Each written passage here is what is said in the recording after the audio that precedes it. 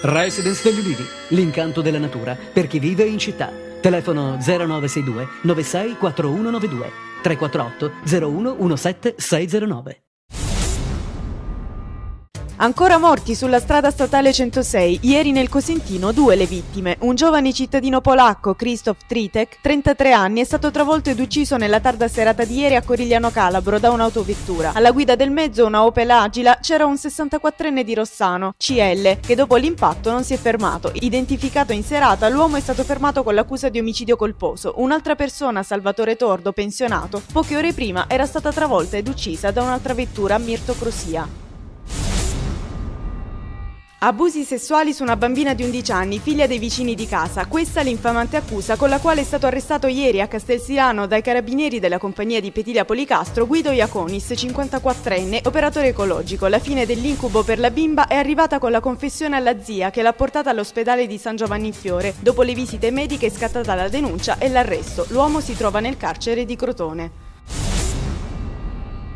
Nuovi scivolamenti a valle del Costone, da cui si è staccata la frana che ha portato all'evacuazione dei 2300 abitanti di Maierato, si sono verificati nella notte. Si dovrebbe trattare, secondo quanto ha spiegato il prefetto di Vibo Valentia, Luisa Latella, dopo una riunione con i tecnici, di movimenti di assestamento. Tuttavia, da stamani riprenderanno i sopralluoghi su tutta l'area interessata, condotti oltre che dai vigili del fuoco, dai tecnici della Protezione Civile Nazionale, giunti ieri sera in Calabria. Ma la situazione si potrebbe aggravare, le previsioni meteo indicano infatti pioggia per tutto il giorno. La Regione Calabria, alla luce delle gravi conseguenze provocate dal maltempo, ha chiesto al governo il riconoscimento dello stato di calamità naturale. La giunta regionale, convocata d'urgenza dal presidente Agazio Loiero, ha fatto una ricognizione dei danni di questi ultimi giorni su tutto il territorio regionale ed ha deciso di trasmettere alla Presidenza del Consiglio dei Ministri, Dipartimento Protezione Civile, il dossier in istruttoria relativo al censimento dei danni provocati dalle avversità meteorologiche. La prefettura di Cosenza ha richiesto l'invio urgente di tecnici della Commissione Grandi Rischi e di un team del Dipartimento della Protezione Civile per monitorare la situazione. La provincia Abruzia è una delle più flagellate dall'ondata di maltempo, con quasi 200 frane segnalate. La strada statale 283 delle Terme è rimasta bloccata a causa di una slavina che ha ricoperto l'asfalto del comune di San Marco Argentano. Diverse strade provinciali sono chiuse. La strada statale 18 è minacciata da una parete debole del costone nel comune di Cetraro e il santuario di Sant'Umile a Bisignano rischia di rimanere coinvolto in una frana sottostante molto vicina.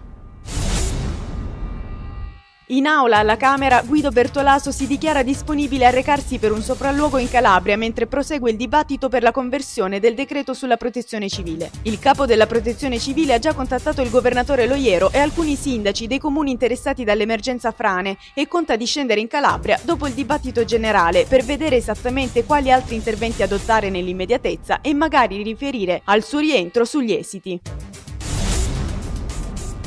La provincia di Crotone parteciperà alla BIT in programma a Milano da domani a domenica 21 febbraio. Occuperà uno spazio importante all'interno del villaggio Calabria, portando all'attenzione degli operatori nazionali ed internazionali le bellezze del crotonese. Saranno 2 gli stand presenti, che distribuiranno materiale informativo, tra cui una nuova guida turistica realizzata dall'ente e alcuni gadget. In più sarà possibile gustare alle bontà enogastronomiche della provincia pitagorica, l'iniziativa presentata ieri nella sala giunta. Ad un anno dalla sua morte è stato ricordato a Catanzaro il magistrato e giurista Salvatore Blasco. Nell'occasione della commemorazione, alla presenza delle massime cariche istituzionali, è stata inaugurata una mostra fotografica che ripercorre la storia della città capoluogo di regione, di cui Blasco è stato uno degli esponenti più significativi. Hanno partecipato alla manifestazione il presidente della regione Agazio Loiero, il sindaco Rosario Olivo ed il presidente della provincia di Catanzaro Vanda Ferro.